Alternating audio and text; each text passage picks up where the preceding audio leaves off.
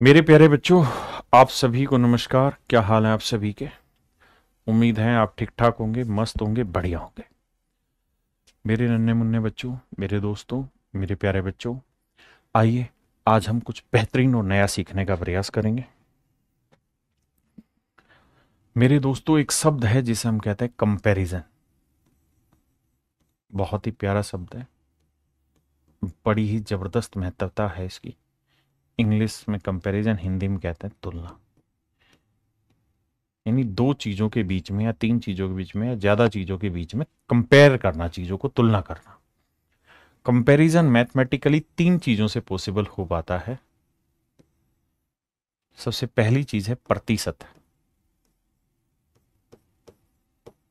कि भाई मेरे आपसे 10% ज्यादा नंबर आए, मेरे आपसे 10% ज्यादा नंबर आए, मैं आपसे 20% धीरे दौड़ सकता हूं, आपकी उम्र मेरे से 40% ज्यादा है।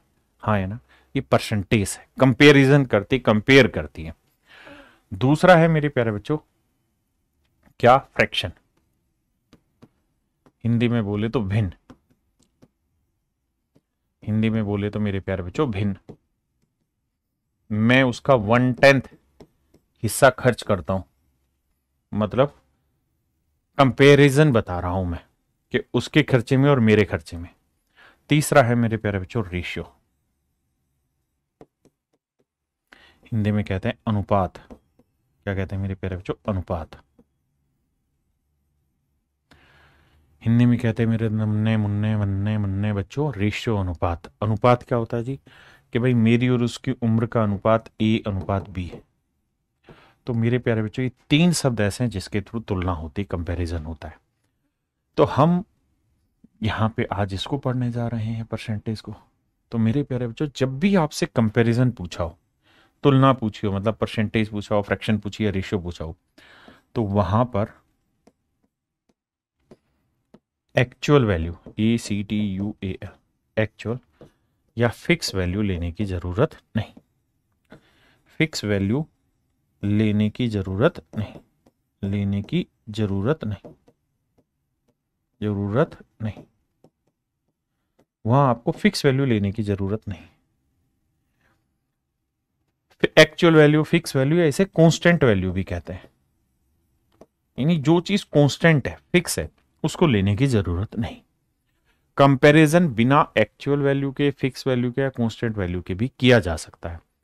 जैसे मैं आपको ये कहूं कि यार मेरी उम्र और आपकी उम्र का अनुपात क्या है, या मैं आपको ये कहूं कि मेरी उम्र और आपकी उम्र का कंपैरिजन करके बताइए, तो मेरे प्यारे बच्चों मैं कह देता हूं मेरी और आपकी उम्र का अनुपात 3:2 है, 3:2 है।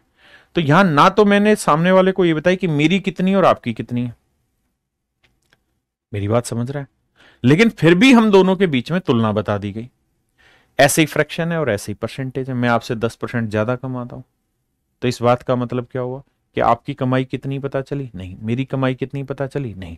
फिर भी हम दोनों के बीच में कंपैरिजन हो गया। तो मेरे प्यारे बच्चों, जब भी कंपैरिजन वैल्यू निकालनी हो, कंपैरेटिव वैल्यू निकालनी हो, तुलनात्मक मान निकालने हो, तो वहां पे आपको ना तो रियल वैल्यू की जरूरत है, ना एक्चुअल की, फिक्स की, कांस्टेंट वैल्यू की जरूरत नहीं। बिना इनके भी आसानी से सवाल निकाल सकते हैं। आइए मेरे बच्चे, इसी बात को समझाने के लिए मैं कुछ अपने तर्कस के तीर आपके सामने रख रहा हूं। सवाल पढ़िए, फिर समझाता हूं।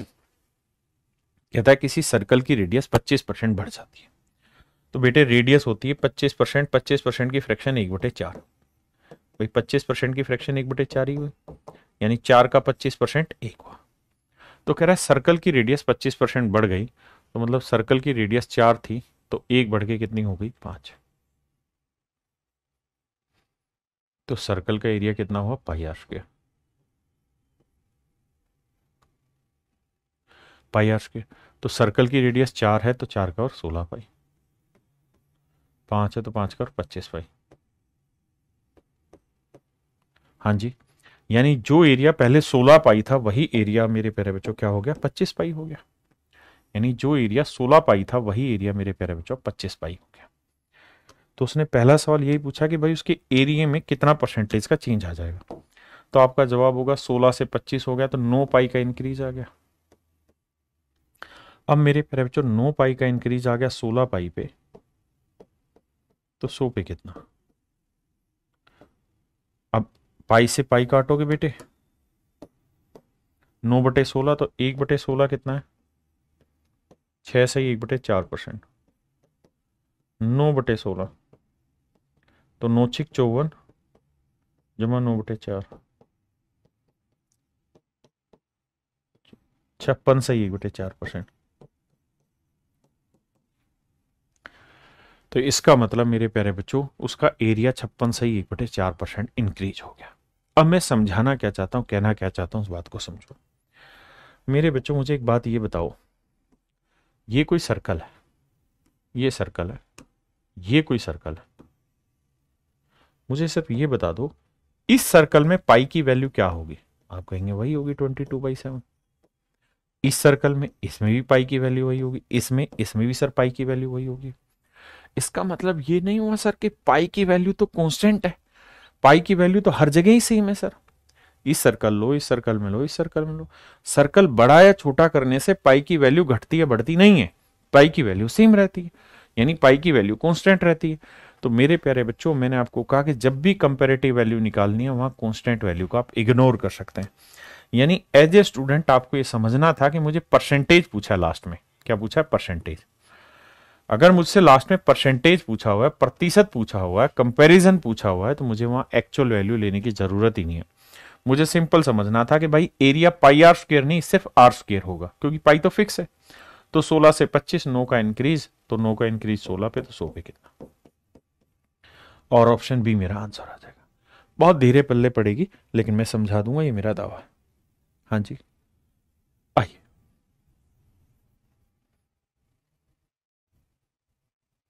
कहता है किसी आयत की लंबाई 37.5% बढ़ा दी जाए। 37.5% की फ्रैक्शन क्या होती है मेरे दोस्त, तो 37.5% की फ्रैक्शन होती है 3/8, यानी रेक्टेंगल की लेंथ 8 है, तो 3 बढ़ के कितनी हो गई, 11, और उसकी चौड़ाई 20% घटा दी जाए। 20% की फ्रैक्शन 1/5, 5 से 1 घट के कितनी हो गई, 4। तो एरिया हो गया लेंथ इंटू ब्रेड्थ। तो मेरे बच्चे लेंथ इंटू ब्रेड्थ करोगे, 8×5 = 40, यहाँ 11×4 = 44, मतलब जो एरिया पहले 40 था वो गया 44, तो कितने का इंक्रीज, 4 का, 4 का इंक्रीज 40 पे, तो 100 पे कितना, 1/10। आंसर होगा 10%, आंसर होगा मेरे प्यारे बच्चों 10%। समझे, बूझे कि नहीं, आइए।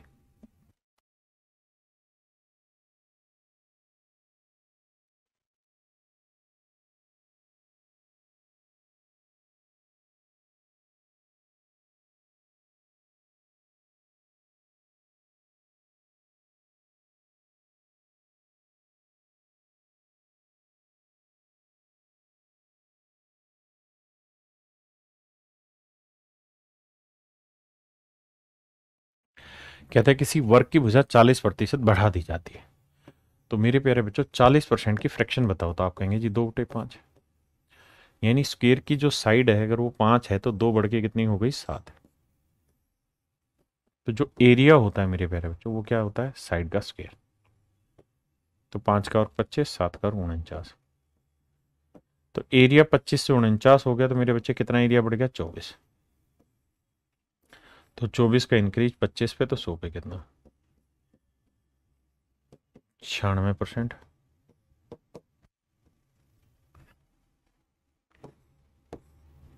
तो आंसर आया मेरे प्यारे बच्चों 96%। हाँ जी,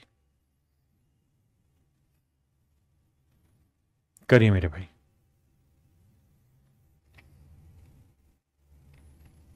कह रहा है जी किसी लंबवर्तीय बेलन की आधार त्रिज्या 40% बढ़ जाती है, बेस रेडियस 40% बढ़ जाती है। 40% की फ्रैक्शन जी 2/5, यानी रेडियस 5 थी, तो 2 बढ़ के हो गई 7। और कहता है इसकी हाइट 37.5% घट गई, तो 37.5% की फ्रैक्शन 3/8, यानी हाइट 8 थी, तो 3 घट के कितनी हो गई, 5। कहता है इसका वॉल्यूम बताइए। तो मेरे प्यारे बच्चों वॉल्यूम होता है पाई आर स्क्वायर एच। लेकिन मैंने कहा कि यार पाई तो एक कांस्टेंट टर्म है, और अगर पाई कांस्टेंट टर्म है तो इसको लेने की जरूरत नहीं, क्योंकि आखिर में आपसे क्या पूछा है, मैटर ये करता है। तो सर आखिर में हमसे पूछा है परसेंटेज चेंज, प्रतिशत परिवर्तन पूछा है। अगर प्रतिशत परिवर्तन पूछा है तो sir how can we solve it, by taking comparative value only, यानी रियल वैल्यू को इग्नोर कर दीजिए। तो आर स्क्वायर एच, तो आर की वैल्यू 5, 5 का वर्ग 25 गुना 8, 200, यानी पहले वॉल्यूम 200 था। अब कितना हो गया जी, 7 का वर्ग 49, 49 गुना 5, 245। तो मेरे प्यारे बच्चों जो वॉल्यूम पहले 200 था अब 245 हो गया, कितना बढ़ा, 45। तो हम ये कह सकते हैं कि भाई 45 की बढ़त है 200 पे, तो 100 पे कितना, कटिंग मचाओगे तो 45 को 2 से भाग दोगे 22.5%, यानी उसके आयतन में मेरे प्यारे बच्चों 22.5% का चेंज आ गया। हाँ जी, करिए जी कोशिश।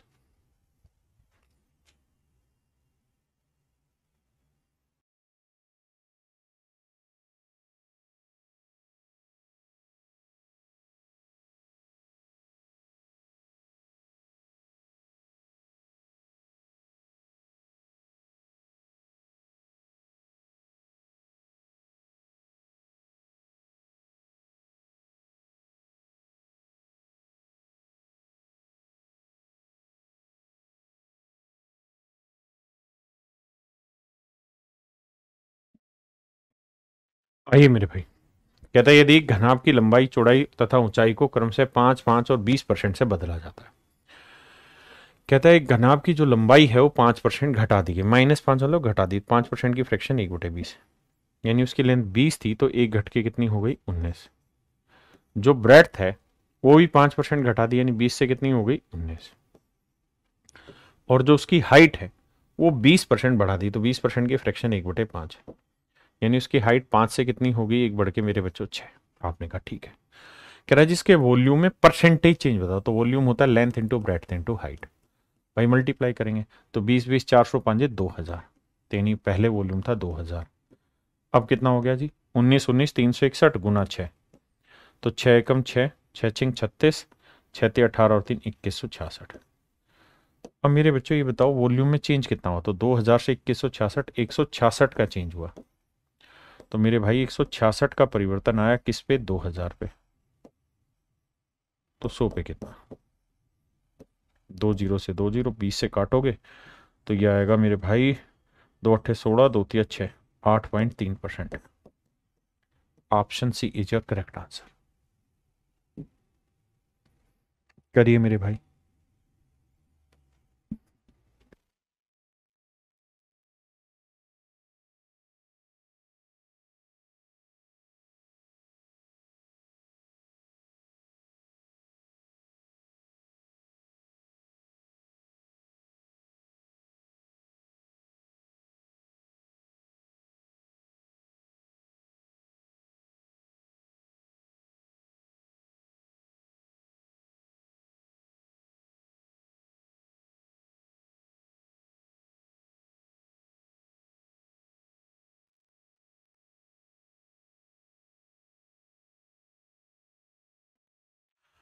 देखिए मेरे प्यारे बच्चों,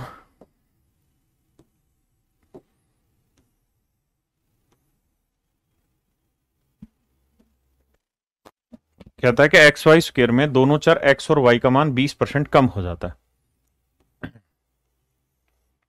दो चर हैं, एक एक्स और एक वाई, कहता है दोनों का 20% घट गया, 20% की फ्रैक्शन 1/5, यानी एक्स की वैल्यू भी 5 से 4 हो गई और वाई की वैल्यू भी 5 से 4 हो गई। तो कह रहा है कि एक्स वाई स्क्वायर इसकी वैल्यू में क्या चेंज आया, तो भाई 5 और ये वाई भी 5 है, ये 5, ये 5 का वर्ग, तो आया 25 पंजे 125। यहां लिखोगे तो 4 गुना वाई की वैल्यू 4 का वर्ग, 16 चौक 64, तो 125 से 64 हो गया, 61 की कमी, 61 की कमी 125 पे, तो 100 पे कितना, ये मेरा आंसर होगा। अब मेरे बच्चे 125 की फ्रैक्शन आपको पता नहीं है तो भाई काट पीट चालू कर दो। हाँ जी, 25 5 125, 25 चौक 100, 4 एकम 4, 4 छक 24 बटे 5, 5 चौक 20, 5 आठे 40, 5 आठे 40, 48.8%। Option C is your best answer. आई कहता है किसी नगर की जनसंख्या 1,89,000 है, 4/9 लोग पुरुष हैं तथा अन्य महिलाएं।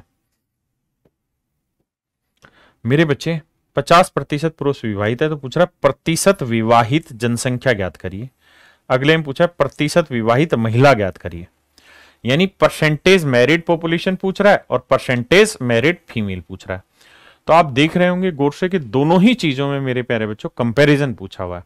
अगर दोनों ही केसेस में कंपैरिजन है तो रियल वैल्यू उठाने की जरूरत ही नहीं है, और अगर रियल नहीं लेना तो यानी आपको 1,89,000 की कोई जरूरत नहीं है। सच बात यह है कि 1,89,000 आपके लिए सवाल में कोई मायने नहीं रखता।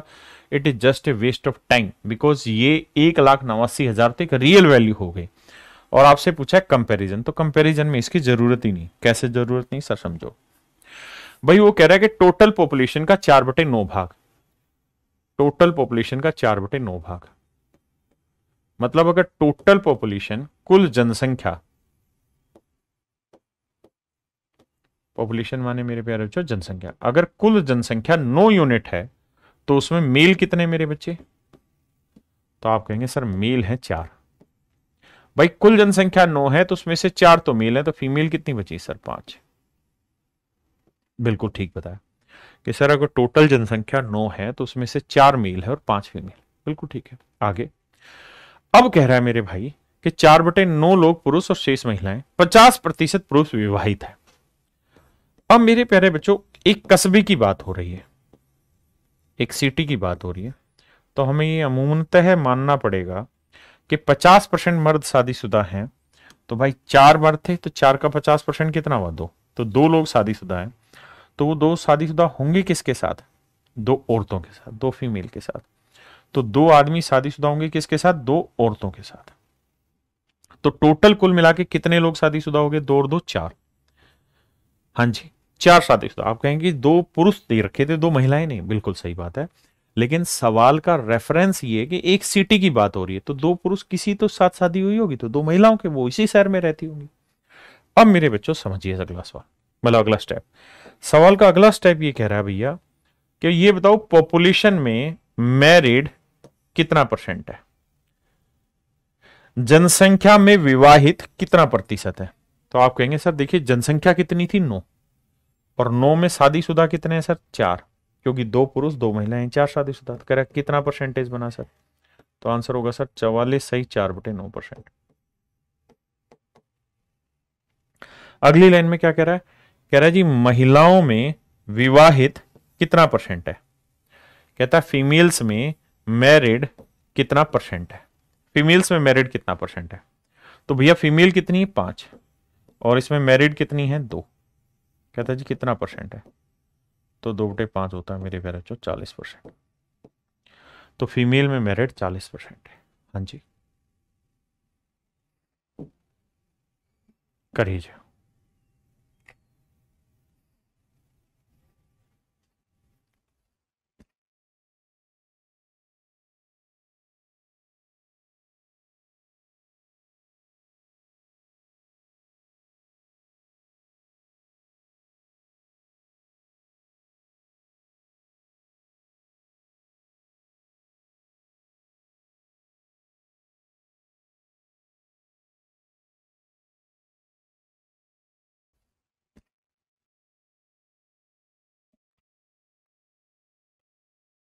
कह रहे एक व्यक्ति अपनी आय का 60% हिस्सा खर्च करता है। यदि व्यक्ति की आय 15% बढ़ती है और खर्च में 15% की बढ़ोतरी होती है तो बचत में क्या चेंजेज होगा? तो मेरे बच्चे सबसे पहला सवाल ये कि सर बचत में पूछा क्या है? परसेंटेज चेंज पूछा है, ध्यान देना। कह रहा है बचत में कितना प्रतिशत परिवर्तन होगा। तो जब भी परसेंटेज पूछा जाए तो वहां रियल की जरूरत ही नहीं है, वैसे इस सवाल में कोई रियल वैल्यू दे भी नहीं रखी। कह रहा है जी एक आदमी अपनी इनकम का 60% खर्च करता है, मतलब ये अगर उसकी इनकम है मेरे बाबू तो इसी में वो कुछ खर्च कर रहा होगा और बाकी वो यार बचा ले रहा होगा। बिल्कुल ठीक है। कह रहा है जी अपनी इनकम का 60% खर्च कर रहा है। 60% की फ्रैक्शन 3/5, यानी 5 में से 3 खर्च कर रहा है। ये मिश्रण से भी होंगे, लेकिन अभी परसेंटेज के तरीके सिखाऊंगा। मतलब इनकम 5 है, तो कह रहा है जी 3 तो खर्च ही कर दे रहा है, तो बचत कितनी है मेरे प्यारे बच्चों? 2। हाँ जी, यानी 5 कमाए, 3 खर्च कर दिए, तो बचाए 2। कहता है अगर इसकी इनकम 15% बढ़ जाए, मान लेते हैं यार इसकी इनकम 500 है, तो इसका खर्चा 300, तो इसकी बचत 200। कहता है अगर इसकी इनकम 15% बढ़ जाए, तो 15×5 = 75। भाई इनकम 75 बढ़ गई। हाँ जी, तो नई इनकम होगी 575। कह रहा है जी खर्चा इसका 15% बढ़ जाए, तो 300 का 15% 45, तो खर्च हो गया 345। तो 575 में से 345 खर्च की, तो बचाए कितने? तो 575 माइनस 345, 230। तो मेरे प्यारे बच्चों, जो उसकी बचत पहले 200 थी, अब कितनी होगी? 230। तो बचत कितनी बढ़ गई? 30। तो 30 की बचत बढ़ गई किस पे? 200 पे। तो कह रहा जी 100 पे कितना? तो काटोगे तो मेरे भाई आएगा 15%, यानी उसकी बचत 15% इंक्रीज हो गई। उसकी बचत मेरे बच्चों 15% इंक्रीज हो गई। हाँ जी, एक तरीका और भी सिखा रहा हूं कि जरूरी नहीं है कि आप ये जोड़ के कैलकुलेशन पूरी ही करें। अब सीधा सीधा ऐसे भी सोचें कि यार अगर उसकी इनकम 75 रुपए ज्यादा बढ़ी है, खर्चा 45 ही रुपए ज्यादा बढ़ा है, तो 75 रुपए इनकम बढ़ गई और खर्चा केवल 45 ही बढ़ा, तो इसका मतलब बाकी जो आया 30 रुपए, वो क्या हुआ होगा? बचत ही बढ़ी होगी। तो यानी सर बचत 30 रुपए बढ़ी। तो 200 पे 30 रुपए बढ़ाना, तो 100 पे कितना बढ़ेगा? That is called your answer and it is 15%। ये मेरे प्यारे बच्चों 15%।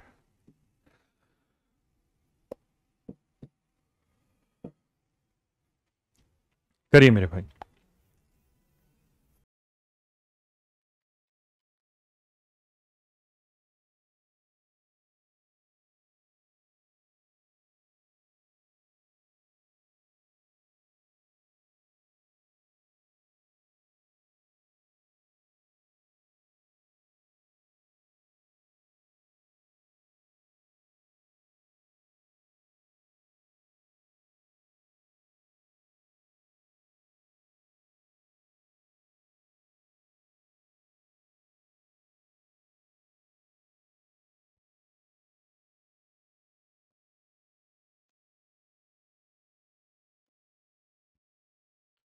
आइए मेरे प्यारे बच्चों, ध्यान से देखिए। कहता है एक व्यक्ति अपनी आय का 75% खर्च करता है। 75% की फ्रैक्शन 3/4, यानी एक आदमी की इनकम 4 है, तो उसका खर्चा है 3, तो उसकी जो बचत है वो 1।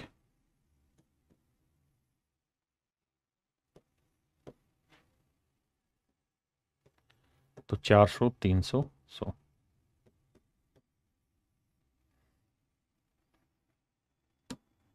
अब कह रहा है अगर उसकी इनकम 20% बढ़ती है, तो 400 का 20% 80। उसका खर्चा आपका 10% बढ़ता है, तो 300 का 10% 30। तो कह रहा है उसकी बचत में कितना चेंज होगा? तो मेरे बच्चे एक बात हो, 80 इनकम बढ़ गई, खर्चा केवल 30 ही बढ़ा, तो इसका मतलब उसकी बचत कितनी एक्स्ट्रा बढ़ गई? 50।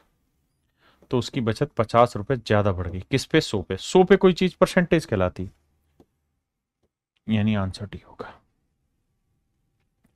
मेरे प्यारे बच्चों, डी ऑप्शन मेरा बिल्कुल एब्सोल्यूट आंसर है। आई, अब यहां आके आपको चीज समझनी होगी कि सर अभी तक के सवालों में तो पूछा ही कंपैरिजन था, और वहां रियल वैल्यू कुछ दे ही नहीं रखी थी, लेकिन यहां तो 8550 रुपए इनकम है और 5700 रुपए उसका खर्चा। यहां तो रियल वैल्यू दे रखी है। अब यहां कैसे सेटल करें? तो लगाइए दिमाग, फिर समझाता हूं।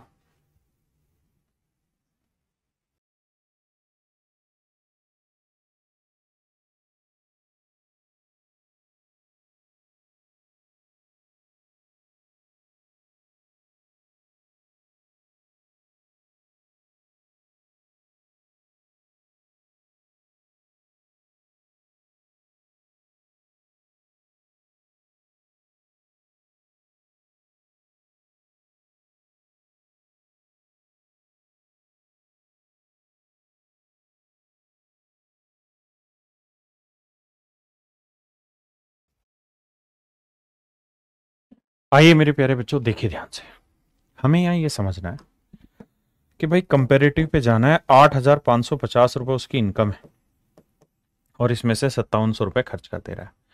हमें रियल डाटा के साथ जाने की जरूरत है नहीं सवाल में, वो तो बेवकूफ़ी है। हमें डाटा को मैनिपुलेट कर लेना चाहिए। कटिंग करो, रेशियो निकाल लो। 0 0 काटा भैया, 19 से कटेगा। 19 3 चौक 76 क्योंकि वो तो 19 से कट रहा है। 19 चौक 76 बचा कितना भाई? 9 19 5 95 19 30 57 30 15 30 45 15 दूनी 30। तो मेरे प्यारे बच्चों रेशियो आ गया 3:2। तो मेरे नन्हे मुन्ने बच्चों इसका मतलब ये हुआ कि इनकम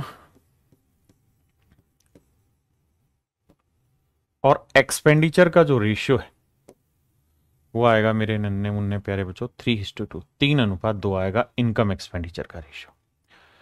तो बाकी क्या होगी? सेविंग। यानी इनकम अगर मेरे भाई 3 आ गई, खर्चा अगर इसका 2 आ गया, तो बाकी क्या हुई होगी? बचत। तो बचत कितनी आएगी मेरे बच्चों? 1। तो इनकम 300 तो खर्चा 200 तो बचत हुई 100। अब सवाल में कह रहा है भैया क्या कह रहा है जी, अगर इसकी इनकम 19% बढ़ाएं तो 19 3 57 तो इनकम बढ़ गई। खर्चा 13% बढ़ाएं तो 13 दूनी 26 खर्चा बढ़ गया। तो 57 में से 26 तो खर्च ही बढ़ गया, बचा कितना? 31। तो बचत कितनी बढ़ी होगी? 31 यूनिट। तो 100 पे 31 बढ़ना मेरे प्यारे बच्चों क्या कहलाता है? 31%। यानी उसकी बचत में 31% की वृद्धि हो गई। हाँ जी, आइए नेक्स्ट।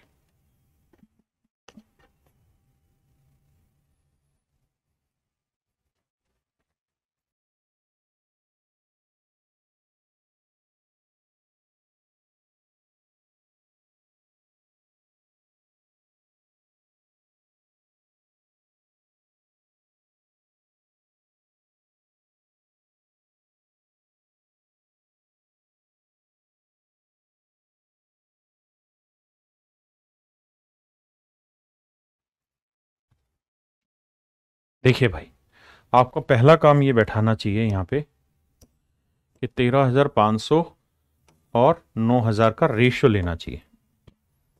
13,500 और 9,000 का रेशियो उठा लो बस, और कुछ नहीं करो। रेशियो लोगे 2 जीरो से 2 जीरो, 45 थी 135, 45 दूनी 90, 3:2। इसका मतलब मेरे प्यारे बच्चों इनकम 3 है, खर्चा बाबू 2 है, तो बचत कितनी? 1। यानी इनकम 300 ले लो, खर्चा 200 ले लो, तो बचत आ गई 100।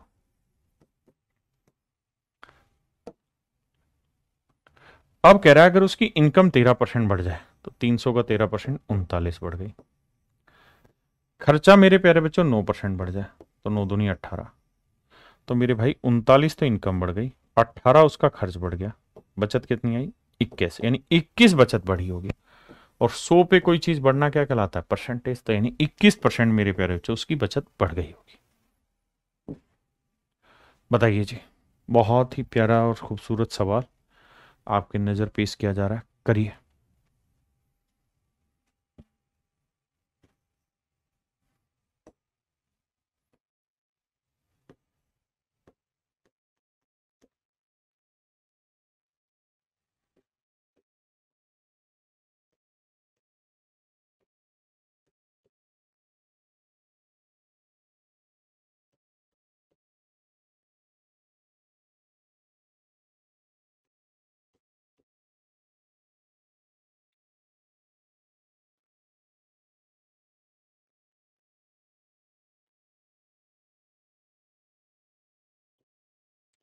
पढ़ लिया मेरे बच्चों? देखिए ध्यान से यार, सवाल में कह रहा है जी, चीनी की कीमत 16 बढ़ जाती है। 16 की फ्रैक्शन 1/6।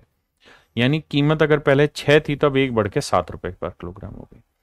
और कहता है खपत 20% घट गई, तो 20% की फ्रैक्शन 1/5। यानी कंजप्शन 5 किलो थी तब 1 घट के कितनी हो गई? 4 किलो। यानी 6 रुपए पर किलोग्राम के भाव से 5 किलो चीज कितने की आई? 30 की।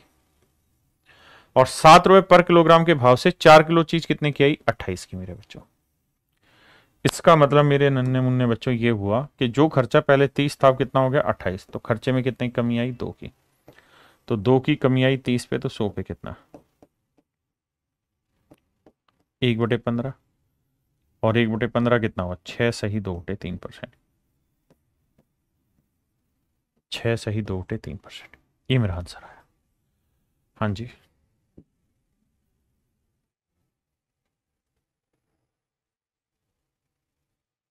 करिए मेरे भाई।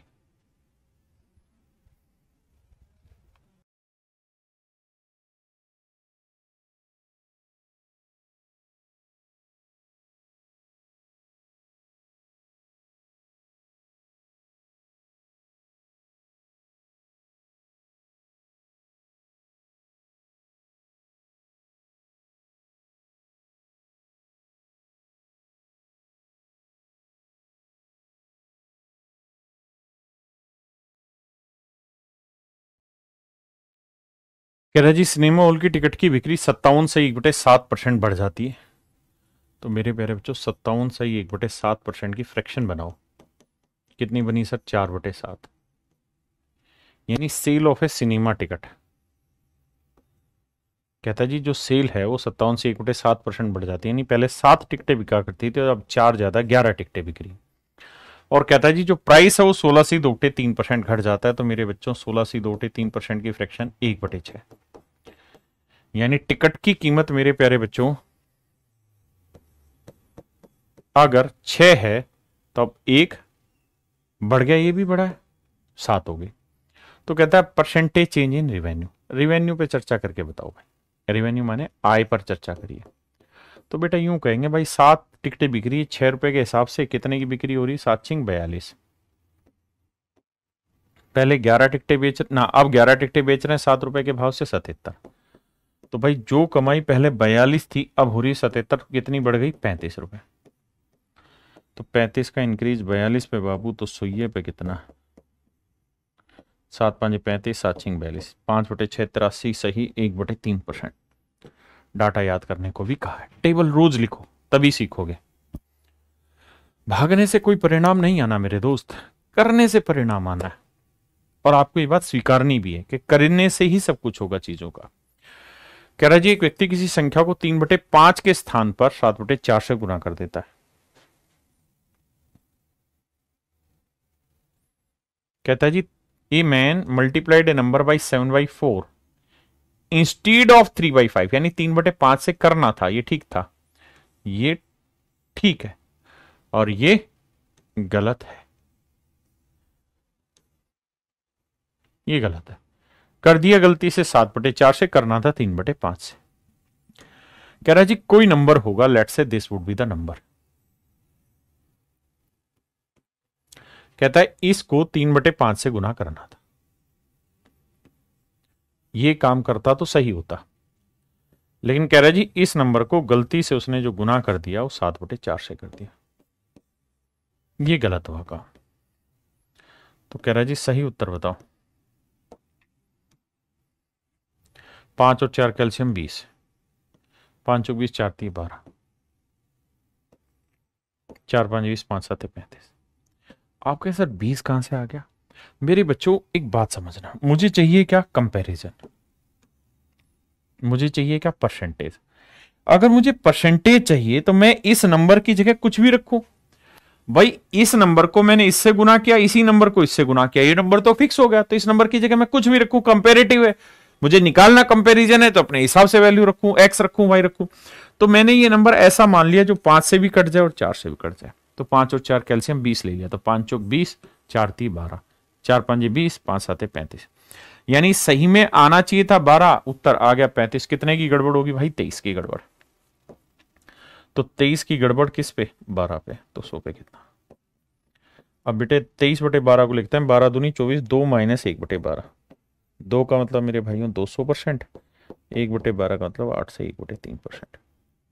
हाँ जी, घटाएंगे तो 200 में से 8 नहीं 9 घटाओ, 191, 3 में से 1 गया 2,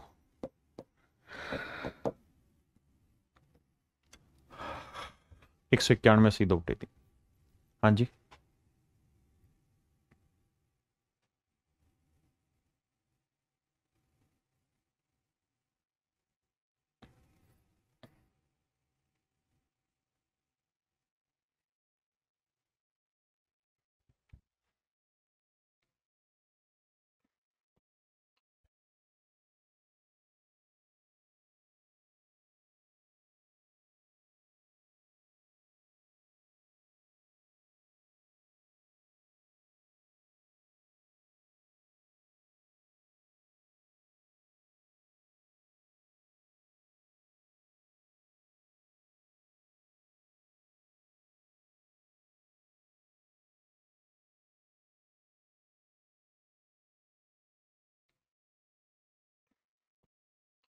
देखिए मेरे भाई, कहता है कि विद्यार्थी को एक संख्या को 5/3 के स्थान पे यानी गुना करना था 5/3 से, लेकिन गलती से बेमान जा, लेकिन गलती से कहता है 3/5 से गुना कर देता है।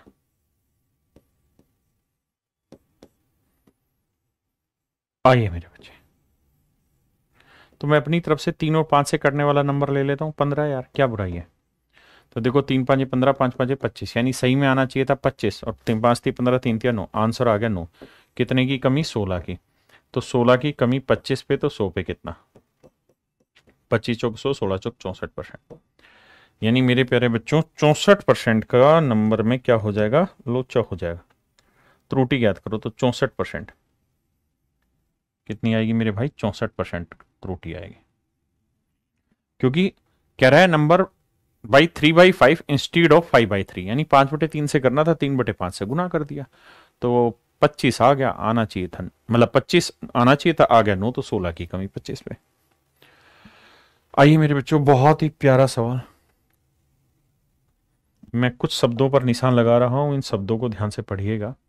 परसेंटेज चेंज, आय में प्रतिशत परिवर्तन ज्ञात करें।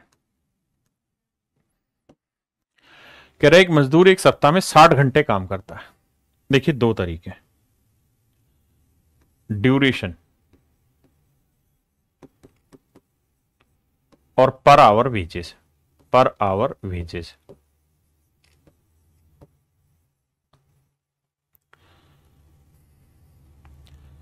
और यहां हो गई सैलरी उसकी कुल मिला के, कि भाई टोटल सैलरी क्या बनी।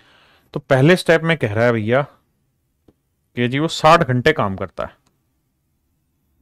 कहता है एक सप्ताह में 60 घंटे काम करता है जी, बहुत सुंदर, और 2400 रुपए कुल मिला के सैलरी कमा लेता है। तो मेरे बच्चों एक बात बताओ, 2400 रुपए अगर उसने सैलरी कमाए हैं और 60 घंटे में एक कारनामा किया है,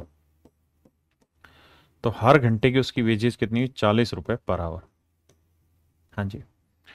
अब कहता है अगर उसका प्रति घंटे वेतन 40% बढ़ जाता है, उसका वेतन 40% बढ़ जाता है, 60 का 40%,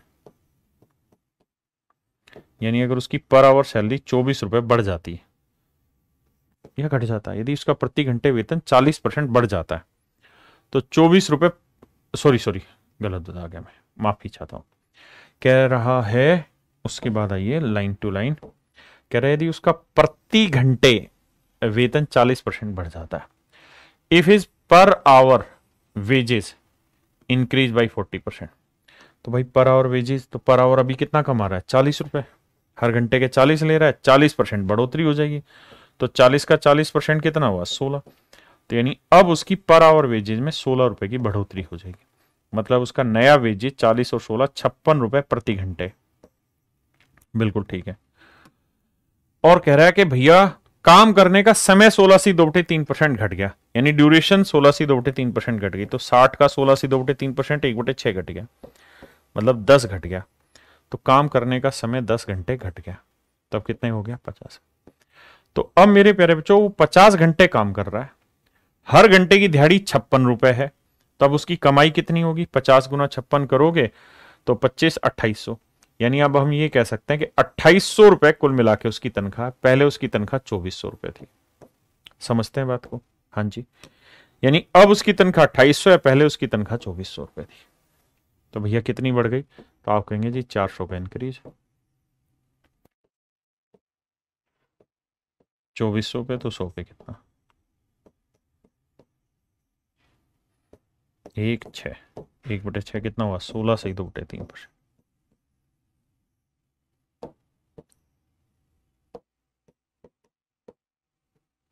तो मेरे प्यारे बच्चों उसकी इनकम में जो चेंज आया, सैलरी में जो चेंज आया, वो 16/2/3% का आया। लेकिन जब मुझसे परसेंटेज दिया हुआ है, कंपैरिजन दे रखा, मतलब कंपैरिजन पूछा है, तो मैं रियल वैल्यू के साथ क्यों डील करूं? Why should I deal with real value? I should go with comparison. उसने कहा कि भाई इसकी पर आवर ड्यूरेशन ना, पर आवर जो सैलरी हो 40% बढ़ जाए, प्रति घंटे वेतन 40% बढ़ जाता है, तो 40% की मैं तो फ्रैक्शन लूंगा ना। 40% की फ्रैक्शन क्या हुई? 2/5। यानी मेरे भाई पहले अगर उसको पर घंटे के 5 रुपए मिलते थे, तो अब उसको पर घंटे के 2 रुपए फालतू मिलेंगे, यानी 7 रुपए मिलेंगे। अब उसे हर घंटे 7 रुपए मिलेंगे। बिल्कुल सही है। और कहता है काम करने का समय 16.3% घट जाता है, तो 1/6। यानी पहले अगर वो 6 घंटे काम करता था तो अब 1 घंटे कम, मतलब 5 घंटे काम कर रहा है। तो भैया पहले 6 घंटे में 5 रुपए के हिसाब से 30 रुपए की कमाई होती थी, अब 5 रुपए के हिसाब से 7 घंटे में 35 की कमाई होगी। तो बउआ कितना कमाई बढ़ गया? 5। तो 5 का कमाई बढ़ गया है 30 पे, तो 100 पे कितना? तो 5 एकम 5, 5 छिंग 30, 1/6 होता है मेरे प्यारे बच्चों 16.3%। 16.3%, ये मेरे प्यारे बच्चों मेरा सही आंसर। हाँ जी करिए जी।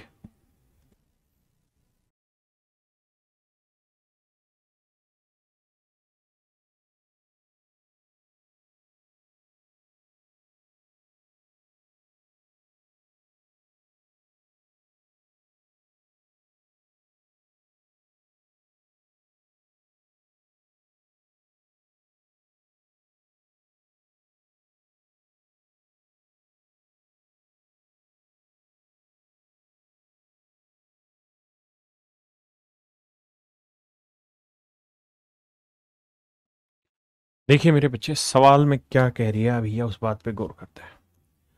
कहता है एक आदमी हर महीने अपना कुछ पैसा बचाता है तनख्वाह से, और इतना पैसा बचाता है ताकि वो 1 साल में कार खरीद लाए। कहता है हर महीने पैसे बचाता है, और ऐसे बचाता है कि हर महीने बचा बचा के कार खरीद लाए एक दिन।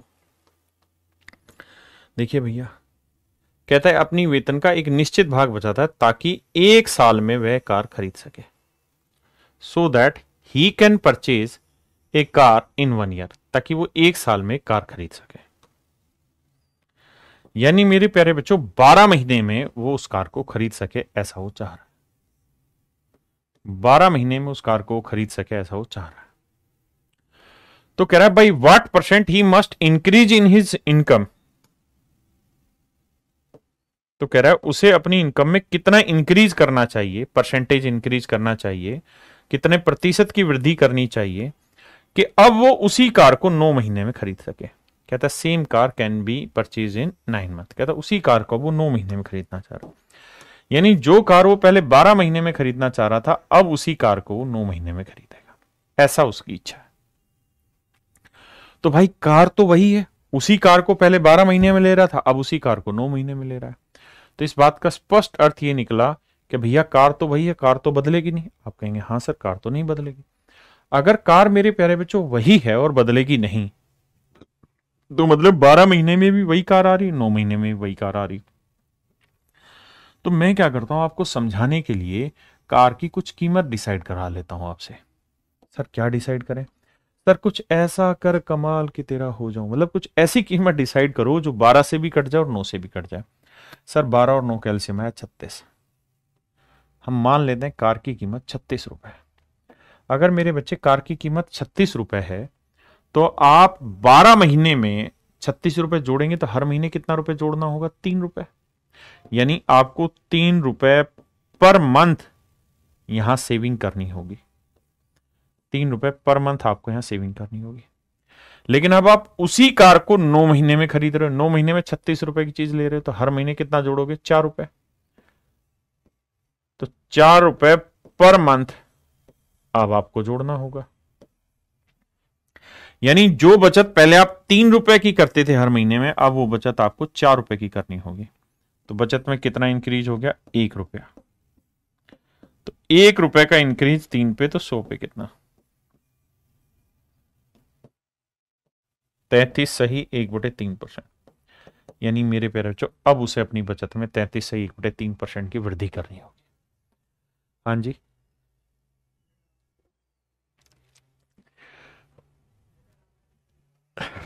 हाँ जी।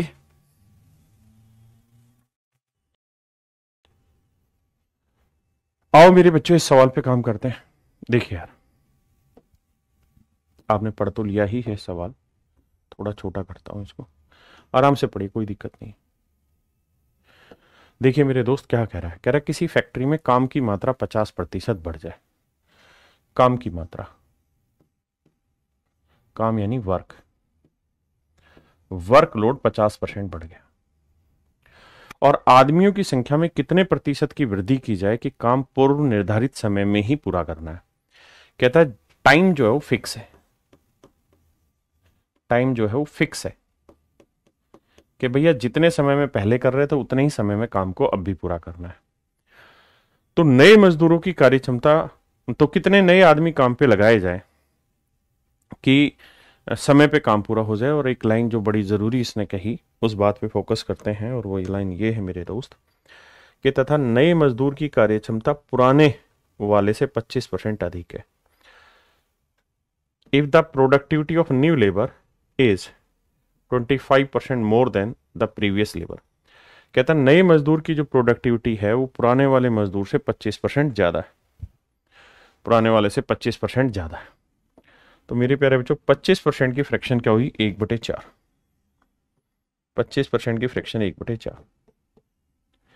इसका मतलब ये हुआ कि जो पुराना लेबर है अगर उसकी प्रोडक्टिविटी 4 यूनिट की है तो न्यू लेबर की जो प्रोडक्टिविटी होगी वो 5 यूनिट होगी। हाँ जी, यानी अगर पुराना मजदूर एक दिन में 4 पेन बनाता है, कुछ भी काम मान लेते हैं, पेन बनाने ले लेता हूं, तो पुराना मजदूर 4 पेन बनाएगा तो नया मजदूर एक दिन में 5 पेन बनाएगा। ऐसा मैं नहीं सवाल कह रहा है, आपने कहा जी ओके मामला, टाइम फिक्स है ही। तो मेरे प्यारे बच्चों कुछ भी काम मान लो, मैं मान लेता हूं कि पहले जो काम था वो 100 पेन बनाने का था, 100 पेन बनाने का था। आप कहेंगे बिल्कुल ठीक है। अब 100 पेन बनाने का काम था, 100 पेन बनाने का अगर काम था मेरे दोस्त, तो सवाल में कह रहा है कि पुराना जो आदमी है वो एक दिन में 4 ही पेन बना सकता है। तो इस हिसाब से 100 पेन बनाने के लिए कितने आदमी चाहिए, 25 आदमी। तो मैंने ये मान लिया कि भाई 25 आदमी मैंने लगा रखे थे काम पे, और काम मैंने एक दिन में डिसाइड कर रखा है, यार मैं एक दिन में ये 100 पेन बनाने का काम खत्म करूंगा। तो एक आदमी पुराने वाला 4 पेन बनाएगा, तो 25 आदमी 4 के हिसाब से 100 पेन बना देंगे एक दिन में। अब कहता है जी क्या हुआ, काम की मात्रा 50% बढ़ गई, यानी पहले जो 100 पेन बन रहे थे अब वो 100 की जगह बनेंगे 150 पेन। 100 की जगह मेरे बच्चे कितने पेन बनेंगे, 150 पेन। एक सेकंड के लिए रुकना मेरे बच्चे, फोन हो सकता है घर से, माफ करिए मेरे बच्चे। आइए, तो 25 आदमी एक दिन में 100 पेन बना रहे हैं। अब कहता है काम करने की मात्रा 50% बढ़ गई, तो 100 की जगह पेन बनेंगे 150। कितने पेन बढ़ेंगे मेरे प्यारे बच्चों, 150 पेन अब आप बनाएंगे। अब आप 150 पेन बनाएंगे, यानी काम की जो मात्रा है वो 50 पेन बढ़ गई। अब आपको डेली 50 पेन एक्स्ट्रा बनाने हैं। अब आपको डेली 50 पेन मेरे प्यारे बच्चों एक्स्ट्रा बनाने हैं, ठीक है जी। अब मेरे दोस्त ये बताओ कि जो ये 25 आदमी हैं पुराने वाले, इनकी एफिशिएंसी तो अभी भी वही 4 पेन बनाने की, इससे फालतू तो इनकी हिम्मत ही नहीं है, ये तो अभी भी 4 पेन ही बना पाएंगे। आप कहेंगे बिल्कुल सही है। अगर ये 25 आदमी 4 ही पेन बना पाएंगे तो 25 आदमी 4 के हिसाब से कितने पेन बना देंगे, 100 पेन। कितने पेन बना देंगे मेरे बच्चे, 100 पेन बना देंगे। अब बनाने हैं 150, तो कितने पेन और बनवाने हैं, 50 पेन और बनवाने हैं। क्या पुराने वाले आदमी बना सकते हैं, नहीं सर, पुराने आदमी तो 25 ही थे, इनकी एफिशिएंसी 25 आदमियों की 4 के हिसाब से 100 ही पेन बनाने की हिम्मत है। अब बचे कितने, 50 पेन। ये पेन किससे तैयार करवाने सर, नए आदमी से। और नए आदमी एक दिन में कितने पेन बनाता है, 5 पेन। तो 50 पेन बनाने में एक नए आदमी 5 पेन बनाता है, तो 50 पेन बनाने में कितने आदमी चाहिए, 10 आदमी। यानी 10 आदमी नए वाले लगेंगे तो 50 पेन बना पाएंगे 5 पेन के हिसाब से। तो सवाल में ये पूछ रहा है कि भाई अब कितने नए आदमी काम पे रखने पड़े। तो पहले से आदमी कितने थे, 25, अब कितने काम पे रख दिए, 10। तो कहता है जी 100 पे कितना, तो 5 दूनी 10, 5 5 25, 2/5 यानी 40%। यानी 40% ज्यादा आदमी अब काम पे लगाने होंगे, 40% ज्यादा आदमी उसे काम पे लगाने होंगे। देखिए मेरे बच्चे, भाषा बहुत ही सीधी सीधी है, उसमें कुछ ऐसा है ही नहीं तुर्रम खाई चीज। तो ये आप पे डिपेंड करता है कि आप लैंग्वेज को कैसे ट्रीट करते हैं। हाँ जी, देखिए बड़ी आसान तरीके से आप तोड़ सकते हैं इस लैंग्वेज को। कैसे, आप ये मान सकते हैं कि भाई टोटल काम ना मान के आप कुछ आदमी मान लो, टोटल कुछ तो मानना ही आपने। तो आपने मान लेना कि भाई हमने 100 आदमी काम पे लगाए थे और एक दिन में काम पूरा करने की बात हुई थी। तो 100 आदमी 4 पेन बनाने की उनकी एफिशिएंसी, उसने खुद ही कहा कि नई की एफिशिएंसी पुराने से 25% ज्यादा नहीं, पुराना 4 बनाएगा तो नया 5। तो 100 आदमी थे, 4 पेन के हिसाब से कितने पेन बना रहे थे एक दिन में, 400 पेन। अब क्या हुआ जी, कह रहा जी काम 50% बढ़ गया। तो 400 का 50% कितना बढ़ गया, 200। 400 का 50% कितना हो, यानी 200 पेन आपको और बनाने। अब मेरे भाई मुझे बताओ ये 200 पेन कौन बनाएगा, सर नए आदमी बनाएंगे। क्यों? क्योंकि सर पुराने वाले तो 100 आदमी अभी भी 400 ही बना रहे होंगे, मुझे बनाने 600 यानी 200 फालतू। तो 200 फालतू बनवाने के लिए नए आदमी चाहिए, और एक नया आदमी 5 पेन बनाता है, तो 200 पेन बनाने में कितने आदमी चाहिए? तो 40 आदमी। यानी 40 आदमी आपको काम पे नए वाले रखने होंगे। तो 40 आदमी नए रखने होंगे 100 पे, तो कितना परसेंट हुआ? तो 100 पे कोई चीज परसेंटेज कहलाती, 40% मेरा आंसर हुआ। हाँ जी मेरे प्यारे बच्चों, ये मेरा सही आंसर है। ठीक है, करिए जी।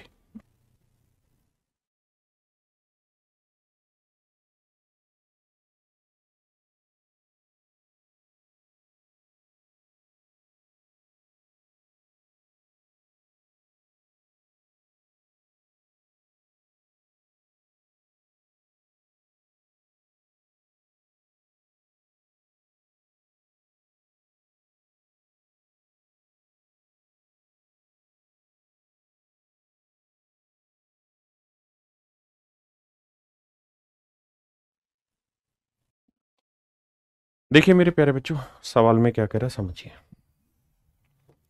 कहता भैया एक ट्रेन में जितने डब्बे हैं ना, उतने ही हर डब्बे में सीटें। यानी नंबर ऑफ वैगन्स जो हैं, वैगन माने डब्बे, नंबर ऑफ वैगन्स जो है मेरे प्यारे बच्चों, वो बराबर है number of seats in each wagon.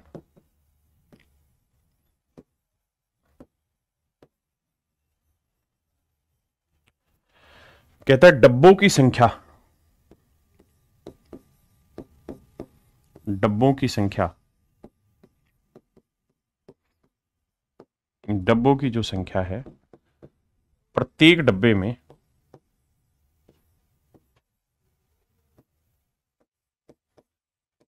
प्रत्येक डब्बे में सीटों की संख्या के बराबर है।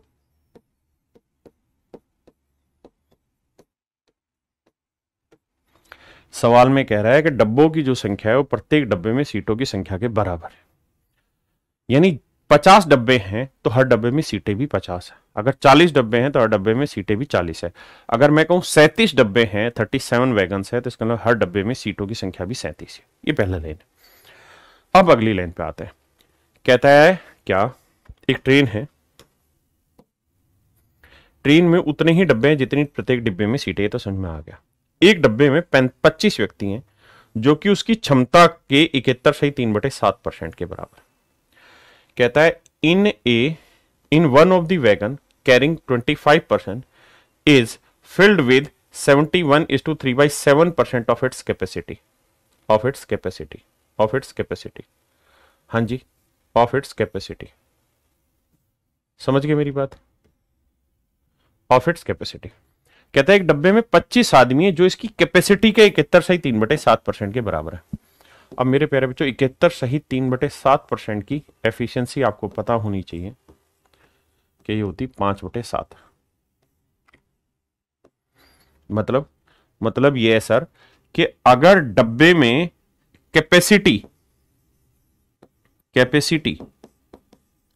यानी सीटों की संख्या, सीटों की संख्या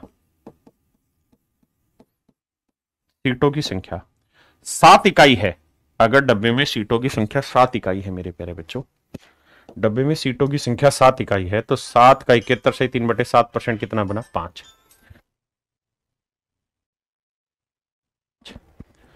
कितना बना मेरे प्यारे बच्चों? 5। तो अगर सीटों की संख्या 7 है तो उसमें मेरे प्यारे बच्चों आदमी कितने बैठे हुए हैं? 5 यूनिट। जबकि सवाल में कह रहा है उसमें आदमी बैठे 25। कहता है 25 आदमी बैठे हुए, 25 पैसेंजर बैठे हुए। तो मेरे प्यारे बच्चों 5 यूनिट 25, तो 1 यूनिट 5, तो 7 यूनिट, 7 गुना 5 35। इसका मतलब मैं ये कह सकता हूं कि उस डब्बे में 35 आदमियों की बैठने की जगह है, 35 आदमियों के बैठने की जगह है, लेकिन उसके अंदर बैठे हैं 25। एक बार इस लाइन को पढ़ो, फिर आगे चर्चा करेंगे। यहां तक की बात आ गई समझ में कि कितने? 25 आदमी। अब मेरे प्यारे बच्चों इस बात को समझो कि प्रत्येक डिब्बे में सीटों की संख्या 25 है। 25 सीटें हैं हर डब्बे में, 25 सीटें हर डब्बे में, ना सॉरी 35 सीटें हर डब्बे में। कितनी सीटें? 35।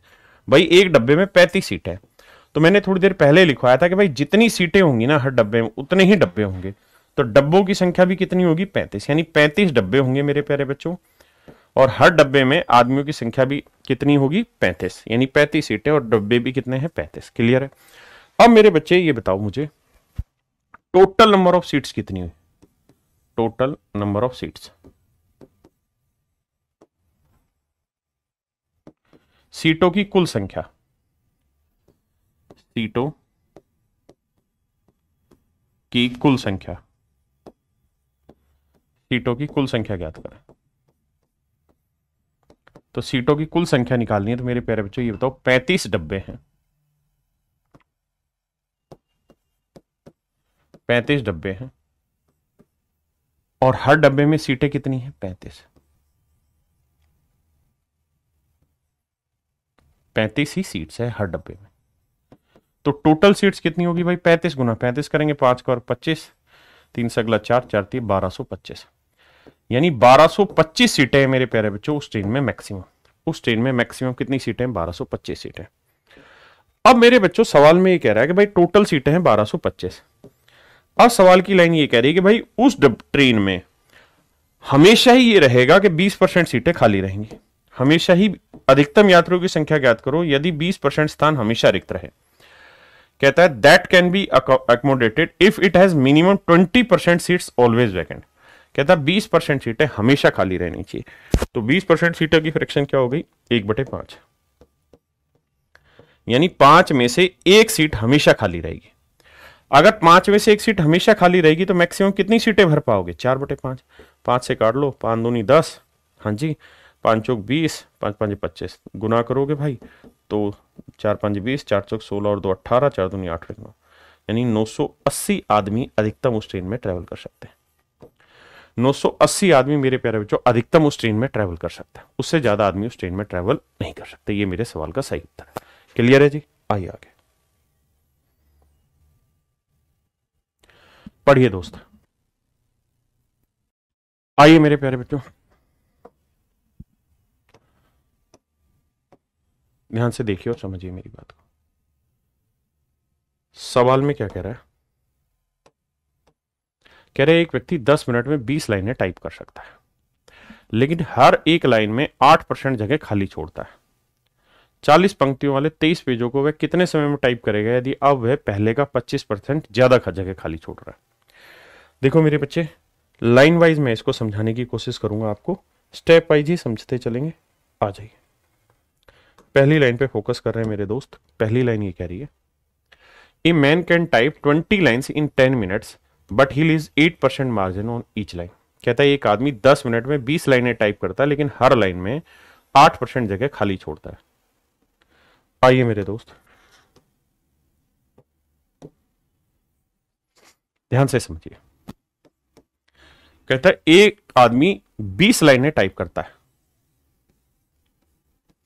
20 लाइन टाइप करता है, हाँ जी, एक आदमी 20 लाइनें टाइप करता है। एक आदमी मेरे प्यारे बच्चों 20 लाइनें टाइप करता है और हर लाइन में वो 8% जगह खाली छोड़ रहा है। मतलब किसी भी लाइन में अगर 100% जगह है तो उसमें से 8% जगह तो खाली छोड़ दे रहा है, यानी 8% पे तो काम ही नहीं कर रहा। तो मेरे भाई फिर काम कितने पे कर रहा होगा? 92% पे। यानी मोटे तौर पे हम ये कह सकते हैं कि 20 लाइनों के 92% जगह पे वो काम करता है। और कितनी देर में काम करता है? 10 मिनट में।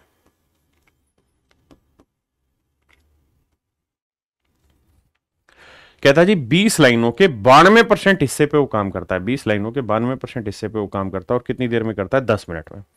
तो 20 लाइनों का 92% हिस्से पे उसने काम किया और 10 मिनट में काम किया, तो 1 मिनट में कितना काम कर देगा? तो काटेंगे, 0 से 0 कटा, तो हम ये कह सकते हैं 2 लाइनों का 92% काम प्रति मिनट। ये मेरे प्यारे बच्चों उसकी काम करने की ताकत है कि भाई 1 मिनट में वो 2 लाइनों का 92% काम कर सकता है। अब बाबू अगली लाइन पे आते हैं। अब कह रहा है जी जो उसे काम करना है उस पे आ जाइए। कह रहा है जी उसे 40 लाइनें वाले 23 पेज लिखने, 40 लाइनों वाले 23 पेज लिखने, तो बताओ कितने समय में टाइप करेगा यदि अब वह पहले का 25% अतिरिक्त खाली स्थान छोड़ता है। In how much time he will type 23 pages with 40 lines on each page on which he leaves 25% more margin of before. देखिए यार, ये ऑफ को समझना ध्यान से। ऑफ का मतलब क्या होता है, ये इसलिए अलग पेन से हाईलाइट कर रहा हूं। का कहता है अब उसको जो काम करना है ना बाबू, वो थोड़ा अलग काम करना है। कहता है जी 40 लाइनों वाले 23 पेज लिखने, तो एक पेज में 40 लाइन, तो 23 पेज में इतनी लाइन है, इतने काम करना है। लेकिन अब वो पहले का 25% ज्यादा जगह खाली छोड़ रहा है। यानी अगर 100% जगह होती है, 100% जगह होती है, तो अब वह पहले का 25% ज्यादा जगह खाली छोड़ रहा है। यानी एक लाइन में 100% काम होना था, तो अभी तो 8% जगह खाली छोड़ रहा था। हाँ जी, अभी वो 8% जगह खाली छोड़ रहा है। और अब वो कह रहा है यदि अब वह पहले का 25% अतिरिक्त खाली स्थान छोड़ता है, यानी पहले कितनी जगह खाली छोड़ रहा था, 8, अब इसका 25%, यानी 2 जगह और ज्यादा खाली छोड़ रहा है। अतिरिक्त माने एक्स्ट्रा, तो यानी 2% और एक्स्ट्रा जगह खाली छोड़ रहा है। तो इसका मतलब अब वो कुल मिला के 10% जगह खाली छोड़ रहा है। इस बात को समझो। On each page on which he leaves 25% more margin of before, यानी पहले जितना मार्जिन छोड़ता था उसका 25% ज्यादा मार्जिन है वो खाली छोड़ रहा है। तो भाई पहले 8% छोड़ रहा था, 8 का 25% 2 ज्यादा है नहीं, अब वो 10% मार्जिन छोड़ रहा है। देखिए भाषा में दिक्कत है, बार बार पढ़िए समझ में आ जाएगा। यानी अब 40 लाइनों वाले 23 पेज का 90% काम आपको करना है, क्योंकि 10% जगह आप खाली छोड़ रहे हैं। अब मेरे प्यारे बच्चों, आप नोटिस करेंगे तो आपने देखा था कि भाई 2 लाइनों का 92% काम वो 1 मिनट में कर सकता है। तो अगर 2 लाइनों का 92% काम वो 1 मिनट में कर रहा है, यानी 1 मिनट में इतना काम कर रहा है, तो इतना काम कितनी देर में होगा, देखिए ध्यान से। परसेंट से परसेंट, 23 चौक 92 है ना, 4 दूनी 8, 8 पंजे 40, 5 नीम 45, यानी 450 मिनट। यानी 450 मिनट में ये सारा खेल पूरा हो जाएगा। 450 मिनट में ये सारा खेल पूरा हो जाएगा। 450 मिनट में ये सारा खेल मेरे प्यारे बच्चों पूरा हो जाएगा। क्या मेरी बात से सहमत है, हाँ या ना? आइए जी दोस्त, करिए इस सवाल को।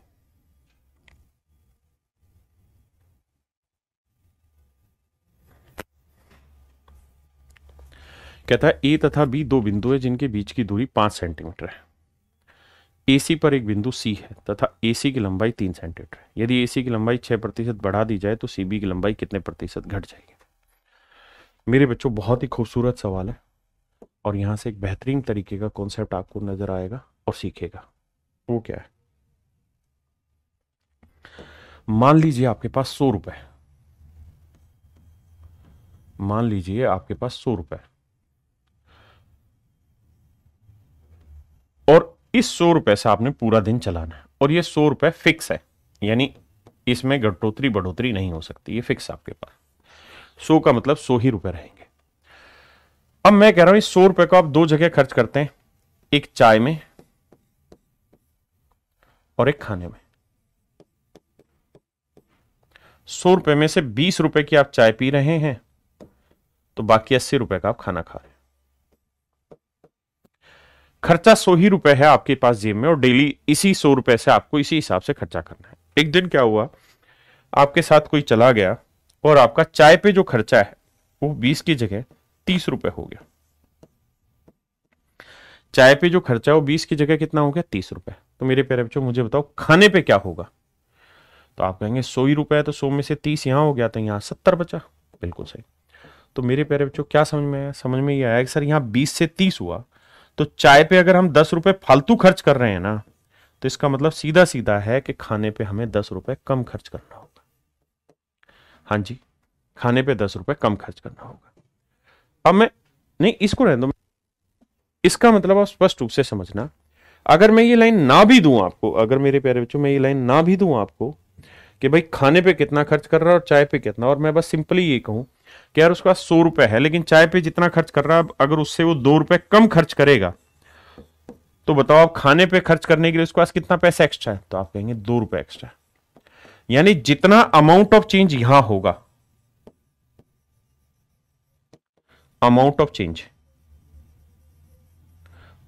उतना ही अमाउंट ऑफ चेंज यहां होगा। परिवर्तन की मात्रा, यानी जितनी परिवर्तन की मात्रा यहां होगी उतनी ही परिवर्तन की मात्रा मेरे प्यारे बच्चों यहां होगी। दोनों जगह जो परिवर्तन की मात्रा है मेरे प्यारे बच्चों सेम होगी, दोनों जगह परिवर्तन की मात्रा समान होगी। अगर यहां 3 रुपए बढ़ा दिया तो यहां 3 रुपए घटाना पड़ेगा, क्योंकि फिक्स खर्चा आपके पास 100 ही रुपए है। तो मेरे बच्चे इस सवाल को आप ध्यान से पढ़ेंगे तो आपको पता चलेगा। कह रहा जी ए तथा बी दो बिंदु हैं जिनके बीच की दूरी 5 सेंटीमीटर, यानी मेरे प्यारे बच्चों एक लाइन है ए बी एक लाइन है, ए बी एक लाइन है, इसकी दूरी फिक्स है और इसके बीच की दूरी है 5 सेंटीमीटर, इसके बीच की दूरी है 5 सेंटीमीटर। अब कह रहा है जी इसके ऊपर एक बिंदु है ए सी, लेट से यहां कोई पॉइंट है ए सी, इस तरह से कि ए सी की लंबाई 3, ये कोई पॉइंट है ए सी और ए सी की लेंथ है 3 सेंटीमीटर, ए सी की लेंथ है 3 सेंटीमीटर।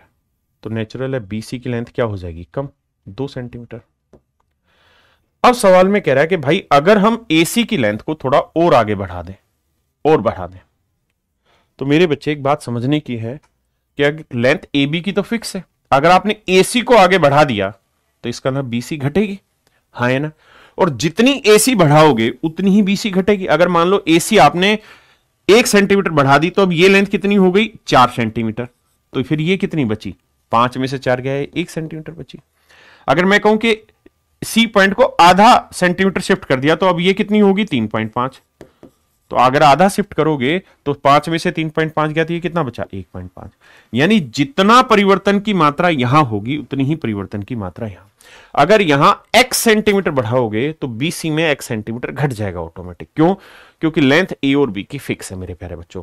तो सवाल में वो यही कह रहा है कि भाई AC में, यानी AC की लेंथ कितनी है, 3, इसमें अगर हम 6% बढ़ा दें तो इसमें 6% जो बढ़ाएंगे ये बेसिकली BC में जितना घटाएंगे उसके बराबर होगा। तो BC की लेंथ है 2, तो 2 में x% की घटोतरी होगी, यानी BC को घटाएंगे तो जितना BC में घटाएंगे उतना ही बेसिकली AC में बढ़ेगा, दोनों की मात्राएं सेम रहेगी। यही मैंने समझाया था। सोल्व करते हैं बाबू, 100 से 100 काटा, 2 तिया 6, तो x की वैल्यू आ गई 9, यानी BC में 9% की आपको कमी करनी होगी। That is your answer, that is my dear student is your right answer. हाँ जी, आइए करिए।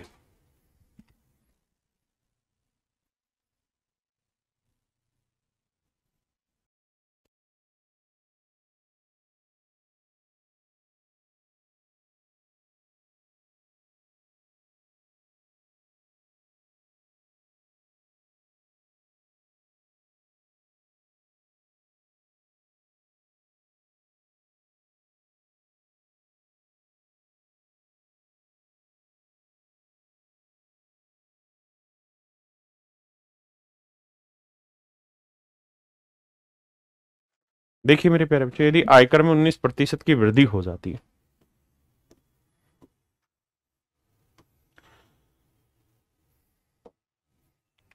कहता है यदि आयकर में 19% की वृद्धि हो जाती है। देखिए मेरे प्यारे बच्चों, इनकम, यहां टैक्स और यहां नेट इनकम,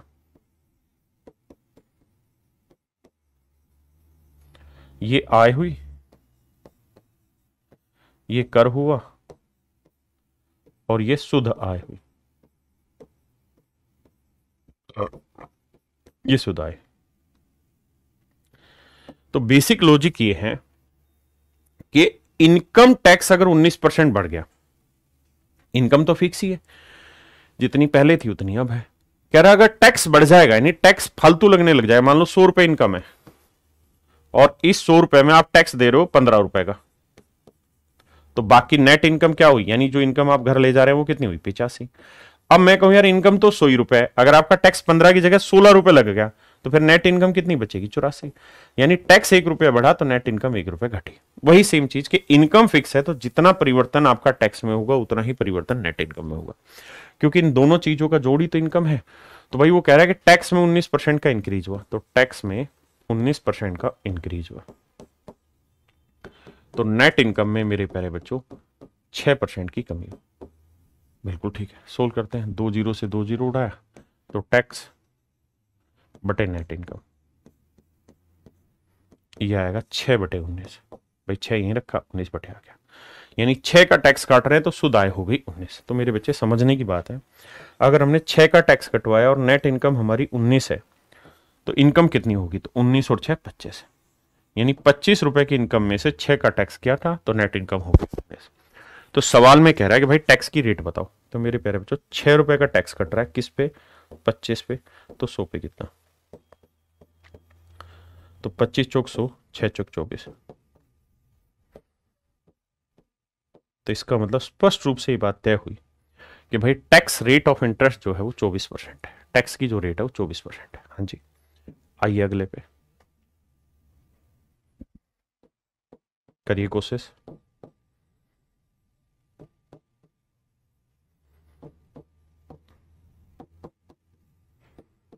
नेट इनकम का मतलब शुद्ध आय, जो आय हम अपने घर लेके जाते हैं। कहता है यदि टैक्स में 17% का इंक्रीज हो जाए, टैक्स में 17% का इंक्रीज हो जाए, तो नेट इनकम 3% की कमी आ जाती। तो टैक्स बटे नेट इनकम आ जाएगी 3/17, यानी टैक्स 3 है तो नेट इनकम 17 हो गया। तो मेरे प्यारे बच्चों टैक्स अगर 3 है तो नेट इनकम आ गई 17। तो इनकम कितनी होगी? तो इनकम में से टैक्स घटा के नेट इनकम आया तो इनकम रही होगी 20। तो भैया 3 का टैक्स लगा किस पे? 20 पे, तो 100 पे कितना? 20 5 100, 5 थी 15%, यानी टैक्स की जो रेट है वो 15%। बड़ा बेसिक है भाई, इनकम फिक्स है। इनकम दो चीजों से मिलकर जुड़ी है, टैक्स और नेट इनकम। एक में बढ़ोतरी करो तो दूसरे में घटोतरी, या एक में घटोतरी करोगे दूसरे में बढ़ोतरी, increase decrease, amount of change same रहेगा। आइए मेरे बच्चे, one of the finest question,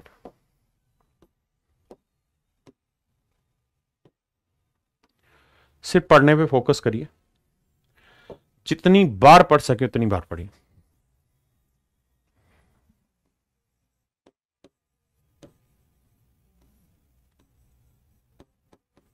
आप पढ़िए जब तक मैं लिख रहा हूं।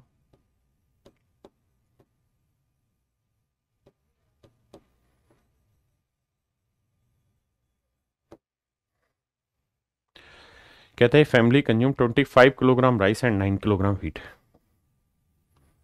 एक परिवार के पास 25 किलो चावल है और 9 किलोग्राम गेहूं,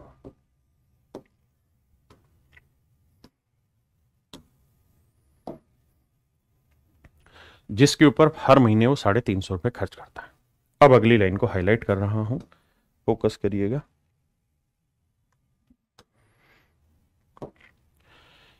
कह रहा है the price of rice is 20% of the price of the wheat. कहता है चावल का जो मूल्य है वो गेहूं के मूल्य का 20% है। चावल का मूल्य गेहूं के मूल्य का 20% है, 20% है। 20% की फ्रैक्शन 1/5, 20% की फ्रैक्शन 1/5। कह रहा है चावल का मूल्य गेहूं के मूल्य का 20%, यानी गेहूं का मूल्य अगर 5 यूनिट है तो चावल का मूल्य होगा 1, यानी 1 यूनिट। कहता है चावल का मूल्य गेहूं के मूल्य का 20%, यानी गेहूं का 5 है तो चावल का मूल्य 1, यानी मैं ये कह सकता हूं कि गेहूं का मूल्य अगर 5x होगा तो चावल का मूल्य 1x होगा। ठीक है जी। अब भाई ये बताइए 25 किलो चावल 1x के भाव से कितने के आए? 25x के। और 9 किलो गेहूं 5x के भाव से कितने के आए? 45x के। भाई 25 किलो चावल महीने में x रुपए के भाव से 25x के, और 9 किलो गेहूं 5x के भाव से 45x के, और टोटल खर्चा हुआ 350 रुपए। जोड़ेंगे 25 45 70 बराबर 350। एक्स की वैल्यू आ गई 5। एक्स की वैल्यू मेरे बच्चों 5। अगर एक्स की वैल्यू 5 है तो इसका मतलब चावल की कीमत हो गई 5 रुपए पर किलोग्राम और गेहूं की कीमत होगी 25 रुपए पर किलोग्राम।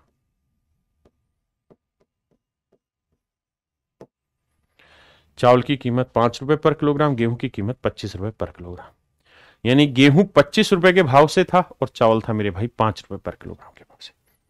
ये थे पहली लाइन। अब आगे आते हैं। अगर हम इतनी बात समझ गए कि भाई चावल जो है वो 5 रुपए पर किलोग्राम के भाव से और गेहूं 25 रुपए पर किलोग्राम के भाव से, और ये है मेरे बच्चे ओल्ड प्राइस। ये क्या है मेरे बच्चे? Old price. ये है ओल्ड प्राइस। अब न्यू प्राइस क्या हो रहा है जी? न्यू प्राइस में कह रहा है यदि गेहूं का मूल्य 20% बढ़ा दिया जाए, और इस बात को समझिए, कह रहा है गेहूं का मूल्य 20% बढ़ा दिया जाए तथा चावल का मूल्य स्थिर है, स्थिर माने कांस्टेंट है। कहता है if the price of the wheat is increase by 20%, कहता है गेहूं की कीमत 20% बढ़ जाए, and the price of rice is constant, और चावल का मूल्य स्थिर है। कहता है जी चावल का मूल्य स्थिर है, तो चावल तो इसका मतलब 5 ही रुपए पर किलोग्राम होगा अभी भी, क्योंकि फिक्स है वो तो, और गेहूं की कीमत 20% बढ़ गई, तो 25 का 20% निकालोगे तो ये आएगा 5, 5 बढ़ाओगे तो कितना आएगा? 30 रुपए पर किलोग्राम। किसी भाई ने कोई दिक्कत है थे?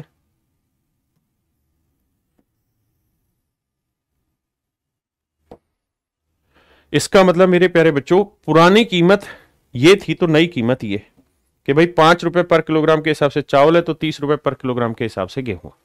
हाँ जी क्लियर है? बिल्कुल क्लियर है सर। अब आगे आते हैं। अब ये हो गया नया प्राइस। अब अगली लाइन पे आते हैं जो बहुत इंपॉर्टेंट है, और वो इंपॉर्टेंट लाइन ये प्ले कर रही है। कहता है कि भाई चावल की खपत में कितने % की कमी करें कि उसका खर्च पूर्व के समान रहे, यानी खर्चा नहीं बदलना चाहिए। Then find the percentage reduction in consumption of rice if it has the same amount to spend. कहता खर्च करने के लिए पैसा उतना ही है जितना पहले था, है ना? तो यानी खर्चा आज भी 350 ही आपने करना है, खर्चा नहीं बदलना। यानी खर्च करने के लिए आपके पास अभी भी 350 ही रुपए, पहले भी 350 था, अभी भी 350 है। लेकिन 9 किलो गेहूं आप 30 रुपए के भाव से खरीदोगे तो कितने के पड़ेगा? 270 का। आप कहें सर गेहूं भी तो कम खरीद सकता है? नहीं, उसने कहा है कि चावल की खपत में कितनी कमी करे। Find the percentage reduction in consumption of rice, चावल की खपत में कितनी कमी करे। तो मेरे बच्चे 350 में 270 घटा दिया तो बचा कितना? 80। तो इसका मतलब मेरे प्यारे बच्चों 80 रुपए की खपत करनी होगी, 80 रुपए यूज करना होगा उसे चावल पे। हाँ जी, और चावल का रेट क्या है मेरे बच्चे? 5 रुपए पर किलोग्राम। तो 5 रुपए पर किलोग्राम के से चावल कितने ले पाएगा? 16 किलो। बिल्कुल ठीक है। तो मेरे बच्चे चावल ले रहा है 16 किलो। तो एक बात बताओ, पहले चावल कितना खरीद रहा था? तो आप कहेंगे सर पहले खरीद रहा था 25 किलो, अब कितना खरीद रहा है? 16 किलो। कितने किलो की कमी आ गई सर? 9 किलो की। 9 किलो की कमी आ गई। तो भैया 9 किलो की कमी 25 पे तो 100 पे कितना? तो आंसर होगा 36%। यानी चावल की खपत में 36% की कमी करनी होगी। अब मेरे प्यारे बच्चों आगे बढ़ते हैं, जो मैं समझाना चाह रहा हूं आपको उस बात पे। मैंने आपको कहा है कि जब भी कंपैरेटिव वैल्यू पूछी हो, रियल वैल्यू ना पूछी हो, जैसे परसेंटेज, रेशियो, फ्रैक्शन, तो आपको वहां रियल वैल्यू लेने की ही जरूरत नहीं, मात्र कंपैरिजन से आप सवाल उड़ा सकते हैं। आई अब इसी कंपैरिजन मात्र से सवाल उड़ाते हैं। पहली लाइन पकड़िए। पहली लाइन में कह रहा है कि भाई चावल का मूल्य गेहूं के मूल्य का 20%, 20% की फ्रैक्शन 1/5, यानी गेहूं की कीमत अगर 5 यूनिट पर किलोग्राम है, या समझाने के लिए लिख देता हूं 5 रुपए पर किलोग्राम है, तो चावल की कीमत 1 रुपए पर किलोग्राम होगी। आपने कहा बिल्कुल सही। ये है सर ओल्ड प्राइस, बहुत सॉलिड। अब नए प्राइस के ऊपर क्या चर्चा हो रही सर? नया प्राइस में कह रहा है कि जो नया प्राइस है उसमें चावल की कीमत तो कांस्टेंट है, 1 रुपए पर किलोग्राम ही रहेगी, लेकिन गेहूं की कीमत 20% बढ़ गई। तो 5 रुपए पर किलोग्राम का 20%, 20% फ्रैक्शन 1/5 कितना आया? 1। भाई 5 का 20% 1 हुआ, तो गेहूं की कीमत 1 रुपए बढ़ गई, यानी गेहूं की कीमत हो गई 6 रुपए पर किलोग्राम, यानी 1 रुपए पर किलोग्राम गेहूं की खर्चा बढ़ गया। 1 रुपए पर किलोग्राम गेहूं का खर्चा बढ़ गया। आपने कहा जी बात ओके, समझ में आ रही। अब मेरे बच्चों सवाल ने कहा कि भाई खर्चा उतना ही रखना है जितना पहले था, खर्च पूर्व के समान रखना है। सेम अमाउंट टू स्पेंड, खर्च करने के लिए सेम पैसा है। तो अगर पैसा सेम है और आप गेहूं की कीमत बढ़ने की वजह से गेहूं पे ज्यादा खर्च कर रहे हो, तो चावल पे क्या करना पड़ेगा, कम खर्च करोगे। तो भाई अगर हर किलो गेहूं पे 1 रुपया फालतू खर्च कर रहे हो, तो 9 किलो गेहूं पे कितना फालतू खर्चा कर दोगे, 9 रुपए। आप कहेंगे बिल्कुल सही, यानी सर गेहूं पे अब 9 रुपए फालतू खर्च कर रहे हो। तो एक सीधी सी तो बात का अर्थ है कि भाई गेहूं पे अगर 9 रुपए फालतू खर्च कर रहे हो, तो चावल पे 9 रुपए की कमी करो। आपने कहा जी बिल्कुल सही है, अगर गेहूं पे 9 रुपए एक्स्ट्रा खर्च कर रहे हैं तो चावल पे 9 रुपए की कमी करनी होगी। अब चावल का रेट क्या है जी, 1 रुपए पर किलोग्राम। तो 9 रुपए कम यूज करना है, तो 1 रुपए के हिसाब से कितना कम खरीदना होगा, तो 9 किलो कम खरीदना होगा। यानी चावल 9 किलो कम खरीदना होगा, किस पे, 25 पे, क्योंकि पहले आप 25 किलो खरीद रहे थे, अब मेरे बच्चे 9 किलो कम खरीद रहे हैं, तो 100 पे कितना, तो आंसर होगा 36%। मेरे प्यारे बच्चों, मैं बहुत अच्छे से समझता हूं कि ये सवाल आपको बहुत बढ़िया से समझ नहीं आया होगा, लेकिन उसका कारण सवाल नहीं है, उसका कारण सवाल की भाषा बहुत बड़ी है। छोटे छोटे टुकड़ों में स्टेप में आपको उसको सुलझाना पड़ेगा, बार बार उस पर काम करना पड़ेगा, है ना। 2-3 सेकंड में ही सवाल टूट जाता है। बस बेसिक जानकारी होनी चाहिए कि भाई चावल की कीमत कांस्टेंट है, गेहूं पे अभी 20% बढ़ गया, यानी पहले 5 था तो अब 6 हो गया, मतलब 1 रुपए पर किलोग्राम गेहूं बढ़ गया। तो 9 किलो गेहूं पे 1 रुपए के हिसाब से 9 रुपए फालतू खर्चा हो रहा है, तो चावल पे 9 रुपए की कमी करो, क्योंकि खर्चा तो उतना ही है ना, फिक्स है। हमें 350 की लेने की जरूरत ही नहीं है, बस ये समझना है खर्चा फिक्स है। तो चावल पे भाई 9 रुपए कम करो। तो 1 रुपए के भाव से 9 रुपए में कितना कम खर्च होगा, 9 किलो। तो 25 पे 9 किलो की कमी, आंसर आ गया। हाँ है ना। तो आज के लिए इतना ही मेरे प्यारे बच्चों, thank you, have a nice day to everyone, thank you.